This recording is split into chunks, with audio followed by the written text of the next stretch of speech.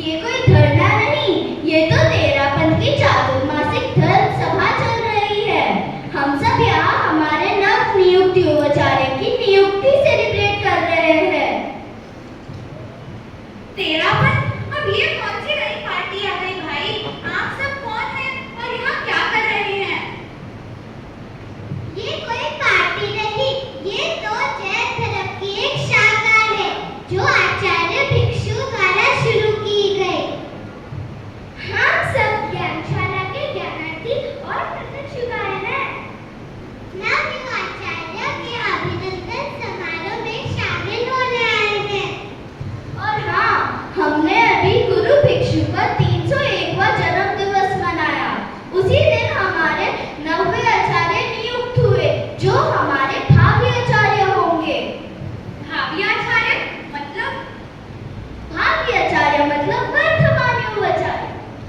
तो क्या वे अपने आचार्य नहीं बन सकते?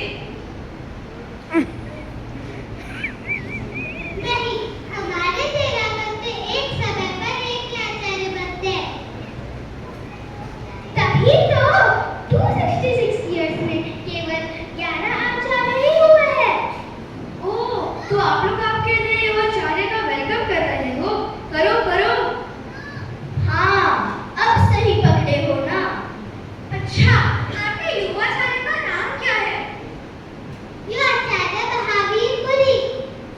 वे बड़े विनम्र, विद्वान, कुशल और मेधावी है। प्रशासन व व्यवस्था में वे माहिर है।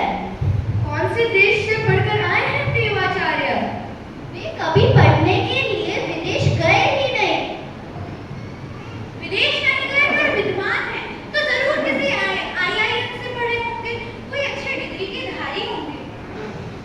न IIM गए न विदेश गए, पर वो गोल्ड मेडलिस्ट है, वो भी संस्कृत भाषा के।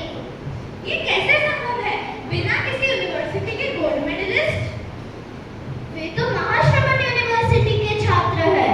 आचार्य महाप्रज्ञ और आचार्य महाश्रमण उनके निर्माता रहे हैं। कब उन्होंने अभियान प्रारंभ किया? 13 वर्ष की एज में वे तेरापंथ में शामिल कर गए, तब से उनका अध्ययन चल रहा है। इतनी छोटी अवस्था में उन्होंने घर छोड़ दिया। कौन थे उनके माता पिता और वे कहाँ रहते थे? उनके पिता सब